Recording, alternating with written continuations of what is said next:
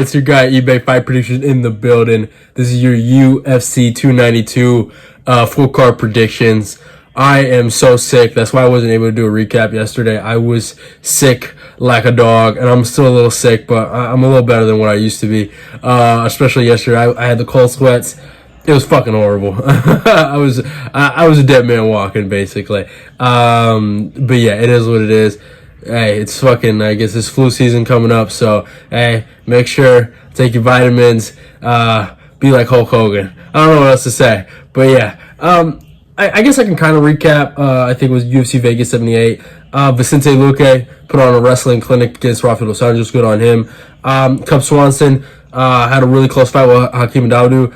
I didn't think it was much of a robbery like a lot of other people thought, but hey, that's just my opinion. I thought that second round is what really killed it for Hakeem. Him getting hurt like that, the way he staggered at the end of that round, he lost it, you know.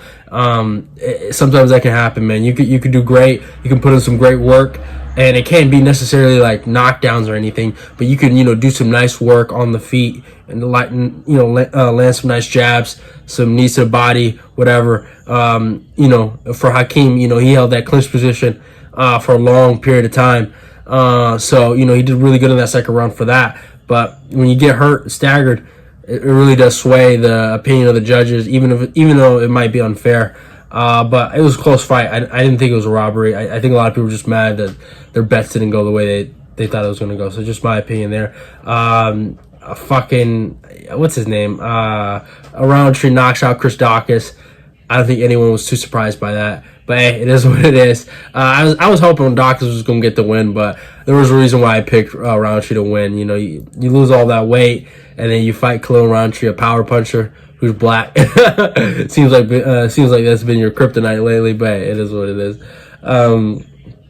So yeah, tough fight. Legit tough fight. A lot of tough fights on that card. Terrence McKinney's back on the win column. What else is there to talk about? JP Buys got knocked out, which is sad. Yeah, good card. Prelims was fucking crazy. A lot of finishes. Main card didn't deliver as good as it could have, but hey, that's kind of your little recap there for UFC 78. But yeah, good on Luque. Respect to him. I'm super critical on Vicente Luque because he beat my boy Chiesa. But I mean, good for him, man. Overcoming that brain issue that he had, and to go out here, win, change his style a little bit, become more wrestling based. Looked really good here. Obviously against Dos Anjos, I don't know where Luque is at in his career. I don't know if he's better or if he got worse. I don't know what can he do against these top level welterweights. I do think he did fight a really, really old Rafael dos Anjos, so that's also something to think about. But it is what it is. But let's talk about this UFC 292 card. We're done talking about UFC 78, Vegas 78, my bad. But besides that, before we get into this UFC 292 card, which is a fucking banging card, which takes some hits, sadly, but hey, it is what it is. Like and comment and subscribe. Let's get this eBay Fight Prediction Nation growing. You guys already see me. I'm sick and I'm still making videos for y'all. So you see my dedication to the game, baby. So let's get this eBay Fight Prediction Nation growing before anything. Come on, y'all. I need y'all to like this video, bro. I need you to like this video and leave a fucking comment. All right? Leave a comment disagreeing with me. It's calling me a hater, this and that, whatever. Say your piece. I let everyone speak their piece. But yeah, man, just talk. Like the video. Let's get this eBay Fight Prediction Nation growing. But yeah, man, let's talk about this card, man. Really phenomenal card. I can't wait to stream it, by the way. I know I promised to stream the Luque card. I'm sorry I couldn't do that. Obviously, you guys know I was sick like a dog, and some of you guys asked me not to do it too, so that was also another reason. But yeah, but let's talk about the curtain jerker of the night, man. The tough finale championship at 155. Kurt Holobaugh versus Austin Hubbard. Really great fight. Both guys, former UFC guys. Now they're getting their second opportunity to come back. Austin Hubbard, elevation guy, good cardio, good wrestling, decent striking, but no finishing ability. Just a really decision-based guy. He can kind of just beat you. If he does beat you by finish, who was that guy he knocked out, man? No, it wasn't Joseph Slecki. I forgot the guy he made quit, retire or whatever. But yeah, besides that, if he doesn't beat you like that, he's pretty much going to beat you by decision. He has some losses to Joseph Slecki and Vince Pichel, but those guys are decent level lightweights that are mid-tier, I would say. So no shame in those losses. And Austin Hubbard is the definition of mid-tier. But I think Austin Hubbard has a lot left in the gas tank. Holobaugh, I mean, he's good, man. Losses Thiago Moises, Shane Burgos, and Ronnie Barcelos. All decent guys. All guys that are formally ranked contenders in their respective divisions. So yeah, Kurt Holobaugh, strong, goes for it. Tough dude. But he's 36 years old. Somewhat old for lightweight. And Austin Hubbard is 31. I think he's, even the Vince Pichel fight, if you go rewatch that fight, it was a very, very close fight. He's had a lot of close fights. I think he's a good fighter that just, hasn't figured it out yet. And I think he'll use his offensive wrestling here to win this fight. Decent striking, good cardio. But yeah, I think the wrestling will probably be the X factor here for Austin Hubbard, and I think that's how he wins this fight. I got him probably by decision. Austin Hubbard special. You guys know what I'm talking about, baby. Next fight, Andrea Lee versus Natália Silva. Good fight in the female division. Natália Silva, very, very promising prospect here. Has looked really good in her last two fights, man. Knockout of Victoria Leonardo, and then spin back kick against Tazara Bleda. So she's looked really, really good. Andrea Lee is on a 2-fight losing skid to Macy Barber and Viviana Ajaro. In the Ajaro fight, I thought she was looking really good until Ajaro started, shooting for legs. And she had a really great stoppage victory over Cynthia Calvillo, and then the submission over Antonia Shevchenko. So here's the thing.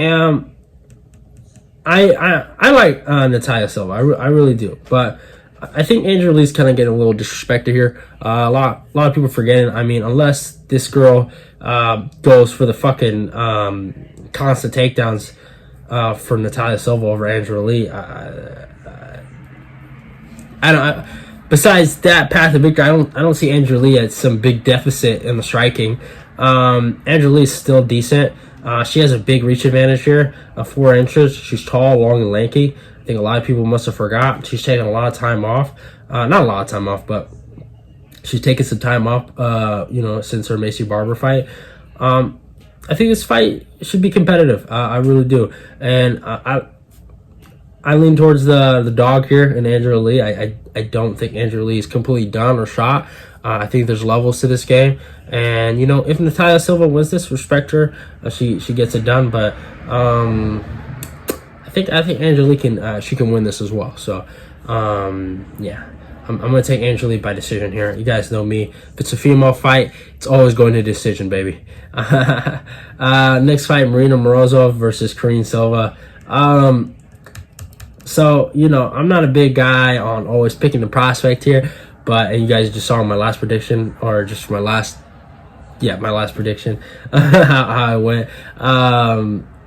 Yeah, but Maryna Morozov, she's good. Don't get it twisted, she's a decent fighter, but Karine Silva has looked really good. Really good submissions. Obviously not the most experienced girl in the UFC like Maryna Morozov. She's been around, she's done her thing. She has good wins over Mira Agapova, Maria Bueno Silva, Sabina Moz. So some decent fighters, but I do think I think Karine Silva is the truth. I really, really do. I could get proven wrong here, but I think her size and her imposing will here will be a big problem for Morozov. Just looking at it, I think she's the larger girl, the thicker girl, if I say so myself. And I just think she can impose her size on Morozov. I don't think she gets the submission victory on Morozov, but I do think she wins this fight by decision. I could be wrong here, but I think Karine Silva is the truth, bro. I really, really do. But yeah, a lot of grappling will be held in that female fight. Next fight, Gregory Rodrigues versus Denis Tiuliulin, the return of RoboCop, man. I like RoboCop. He's a fun fighter to watch, man. Never in a boring fight. Never been in a boring fight, but he fights like a complete idiot. RoboCop is a phenomenal grappler, but he decides to never use it. So that's my biggest issue with him. Denis Tiuliulin is a decent striker that has lost to grapplers. The one fight he won was against Jamie Pickett. Denis is decent. I like how he fights. I like how he strikes. He's a scrapper. Garry Rodrigues has a big grappling edge here. Striking wise, I'd probably still rock with Gregory, but I would say they're more closer to the striking than they are in the grappling. But we'll never find out because Garry Rodrigues will never test him there. I think it's going to be a really great scrap. Garry Rodrigues is coming off a bad KO loss to Bruno Vera, who's just a guy who's not on his level at all, in my humble opinion. Sloppy. Just not good, man. Vera is just not good. But Garry Rodrigues let him win that fight because Garry Rodrigues did not want to separate himself from this guy. So I hope Garry Rodrigues can learn from a guy like Vicente Luque, who also fights in his camp in Kill Cliff, and be like, hey, I don't need to go out here and fucking prove that I'm the best boxer in the UFC. I need to win fights. That's the most important thing. That's how I look at the game right now in MMA. It's not about the guy who's the flashiest. It's the guy that consistently can win fights. That's kind of might be the hardest thing to do in MMA, in my humble opinion, is a guy that can constantly win fights. And people decide just not to go that route because either they're going to get called boring or this or that. But when you can constantly win fights, you deserve some respect, basically. That's my point. So sorry for that. Sorry for the background noise. But basically, my thing is, I don't know if Garry Rodrigues will take that route. I don't know what he'll do, but I do think this will be a competitive fight. Hold on, interruption, y'all. My bad. But yeah, besides all that, man, I do think Garry Rodrigues will win this fight. I probably got him by a second round TKO. Actually, I think it's going to be a barn burner of a fight. I hope he gets a second round submission, but I just know Garry Rodrigues is going to go in there and try to scrap, man. I know he doesn't learn. And, Denis Tiuliulin does have the reach advantage, so don't be surprised if Denis Tiuliulin gets the knockout here, but I do think Rodrigues second round TKO is probably the way to go right here. Should be a really good fight, though. Garry Rodrigues is never in a boring fight, so yeah. Next up, Chris Weidman versus Brad Tavares. I got a breakdown on this coming up. Man, I love my guy Chris Weidman, the All-American, man. I was watching some old Chris Weidman fights, his fight with Machado, his fight with Vitor Anderson. The guy's a stud. But, yeah, it was a long time ago, man. It was a long time ago, man. This isn't 2013, baby. I love you, Weidman. You know that. You know that, man. Weidman's my guy, man. I like Weidman a lot, actually. And all those motherfuckers from fucking New York, all right? Out of Marab, out of Aljo, Matt Serra, whatever the fuck, Ali Quinta. Weidman's the fucking OG, okay? Weidman's the mother. Oh, he's not the OG, but he's the fucking truth. And all those fucking clowns that have... I'm not, I shouldn't berate them, but here's my thing. I'm gonna go on a bit of a rant here. All these goddamn Aljamain fans and these Marab riders that came out of woodworks thinking they're all cool shit. There was a guy named Weidman that was doing his thing, that was putting in work before them, alright? Weidman's the fucking truth. But, I don't know, I just went on a bit of an Aljamain rant. But besides that, Weidman, he's 39 years old. I believe Father Time is undefeated. I think he's the one guy you just can't beat. And I don't think Brad Tavares is anything special, but one thing he's proven is that he's good takedown defense, and it's just a hard fight for Weidman. I really, really do. If Weidman can come back and win this fight, good for him, man. Honestly, really good for him. But I think Weidman's going to get knocked out here in the second round. I think Tavares is going to stuff the takedowns early. I think the first round might be competitive. It might even go to Weidman. Might get some top time here. But in that second round, I think it's going to be tough for him. I think Tavares is going to drop him. And I think he beats him up, lays some ground and pound on him. Do I think Weidman can come up here, get some good top time, and win a fight? He could. I mean, he really could. Weidman's looking in pretty good shape. I was on his Instagram. He looks pretty good, but and he looked good against Machado. I remember when I watched it live, I thought he looked bad, and then I rewatched it. I was like, he didn't look too bad. It wasn't that bad a performance. He did lose the second round, but he did some good stuff in that fight, man, that I liked. But grappling wise. But I think Brad Tavares is he just shown it. He fought Omar Makadev, he fought Antonio Carlos Jr. he has good takedown defense, man. He's gonna be a real big problem for Weidman. So that's just how I kind of see it. I got Tavares by second round TKO. So yeah. Next fight, Meerschaert versus Andrea Petroski. You guys already know, GM3 via Gilly in the third round, baby. After losing 14 minutes of the fight, he gets the last minute Gilly choke. You know what? Without all the jokes, I think GM3 is just the perfect trap for a guy like Andrea Petroski. I think Petroski's a really good fighter. I think he has a lot of good potential, good grappling. Can be really, really good in a few years. Maybe when he's 33, I do think he can be a real problem at 185. I'm a big fan of Petroski, and we're gonna see where he's at. But GM3 is tall, long, and lanky, man. Experienced veteran. He's fought a who's. He's fought everyone. And you just trust the process with GM3. If you're picking GM3, if you're betting GM3, like, you know how it feels, right? The man could be losing the whole fucking fight, but you're like, hey, man, if there's still time left on the clock, he got a chance, baby. And he's done it every fucking time. GM3 is a really nasty, sneaky grappler with some decent striking. And the man is a prospect killer. If you are not for real, then you are not for it. That's just how it kind of is, you know what I'm saying? So it's like, this could be a really, really good fight, you know, for Petroski. But if Petroski is very careful and doesn't get caught in certain areas, then he could probably win this fight. But I mean, Petroski's look really good. Beat Gilmore, beat Zhu Yonghua, beat Nick Maximov, which is a really good win, and then Wellington Turman, which is a good win for him. So he's had some pretty good victories lately, but I think GM3 is going to get the submission victory. That's the pick right there, baby. That's the pick. Next fight, Magny versus Machado, Garry. I do have a breakdown on this coming out. It's a dangerous fight, really dangerous fight for Garry, just to be honest here. Honestly, I know you guys might call me crazy, but Magny is a prospect killer. It's not a prime Magny. Prime Magny, I think I would have picked prime Magny. This is 34, 33. I had to pick Magny, man. This is the biological father, Jeff Neal, man. It's a fact. He did beat Jeff Neal. It happened. So it's a tough fight, man. It's a tough fight because Magny is going to challenge him a lot of areas in grappling. A lot of clinch areas, just going to test his cardio, test him everywhere.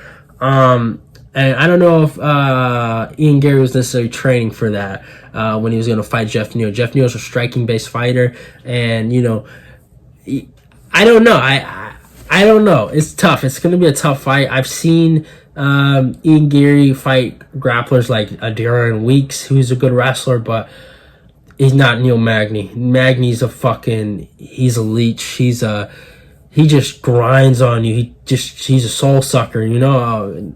Actually, I shouldn't say that. But he just, I don't know, he breaks people down, man. And you have to be really good to beat Magny.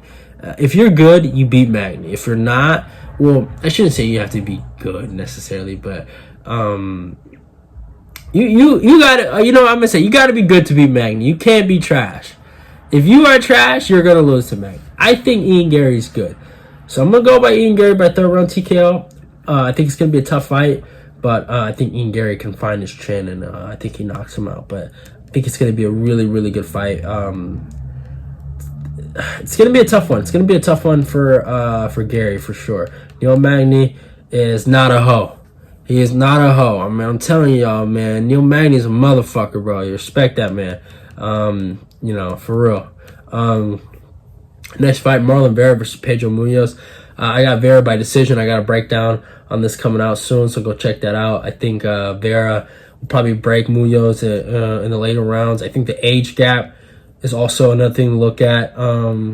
Also, the big reach advantage that Vera's going to have over Pedro is also something big to look at. A lot of aspects of this fight. It's going to be very tough for Pedro, but should be a good fight though. Can't wait for it. Going to be a really good scrap. So check out. In the co-main event, we got Weili Zhang versus Amanda Lemos. I can't wait for this fight. Should be a good one. I think Weili Zhang is truly improved. I think she's in her prime of her career. I think Lemos is a decent fighter. You know, she's on a good 2-fight win streak. Michelle Waterson finish, and then Marina Rodrigues finish. But I think Lemos has her own problems in her own game. I think she's, you know, look at the Jessica Andrade fight. That was not a good look. But yeah, I think she has problems in the grappling, and I think Weili Zhang can kind of expose her there. And we saw what Zhang did to fucking Carla Esparza, just complete destruction. So I see Weili Zhang just grappling her to death. I think she gets the submission victory in the 3rd round, and maybe a ground and pound finish. But yeah, man, I think it should be a good scrap though. Lemos got a lot of power, so she has a chance here. But I got Weili Zhang by 3rd round TKO.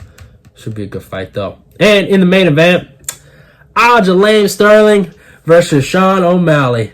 Sean O'Malley is the Jesus that I never knew I needed. He is the savior I never knew I needed. But my God, in the great words of that girl Bonnie O. Taylor, or whatever the fuck that bitch's name that made that song, I Need a Hero. Well, hey, I need a Sean O'Malley, baby. You know what I'm saying? And I think Sean O'Malley is the savior we needed. Aljamain Sterling, your reign of tyranny ends at August 19th, baby. And Sean O'Malley is the slayer, and he's taking you out. I got Sean O'Malley by 3rd round TKO. I think he's going to finish him. I think he's going to put on a masterclass performance. I think Sean O'Malley is going to surprise a lot of people. I think the length of Sean O'Malley is going to be a very big issue for Aljamain Sterling.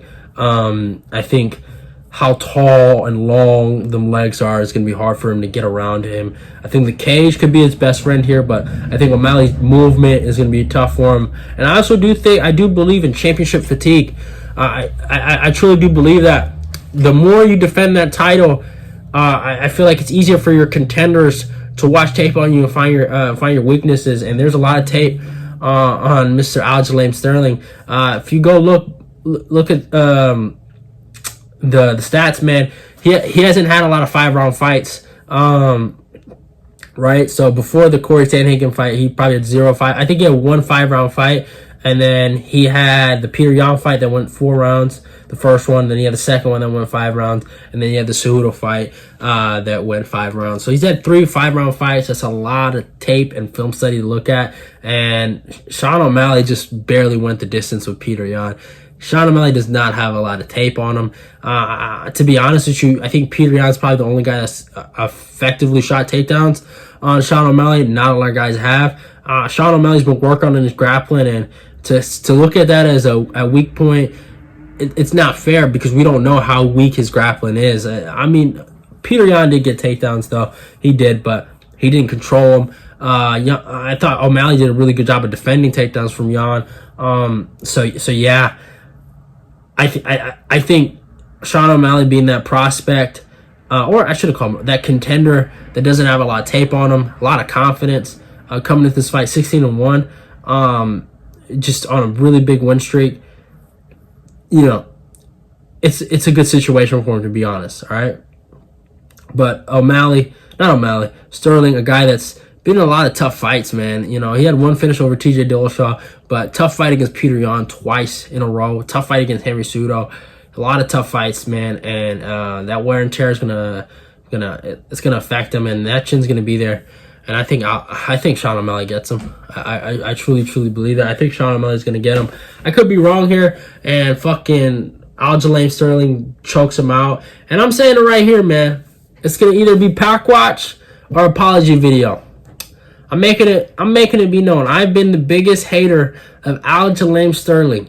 I am the last Aljo hater standing, baby. All right. And here's the thing. Either I'm making a pack watch video and I'm smoking up that Aljamain pack, or I am making my first ever apology video for Mr. Aljamain Sterling. Okay. All right. So that's what it is. It's pack watch versus apology video, okay? It's eBay versus the Aljamain fans, man. It's my last stand, baby. If I lose this one, it's all over, all right? I think I might have promised an apology video after the Cejudo fight, but I do think that was a fucking robbery, all All right, whatever. I'll die on that hill. But basically, what I'm telling you right now, if fucking Aljo wins this fight, I will make an apology video. That is a promise. All right, that is a fucking promise. I will make an apology video, and whatever. And Ed and all these other fucking these Aljamain fans, be ready. All right, if I'll make you happy, but I don't think I'm losing this one, y'all. I think eBay is gonna be coming out victorious. So yeah. But I hope you guys enjoyed the full card prediction. I know I was a little sick today. But yeah, hope you guys enjoyed it. It is what it is. Love y'all. Goodbye. It's your boy eBay, and I'm out of here. See y'all.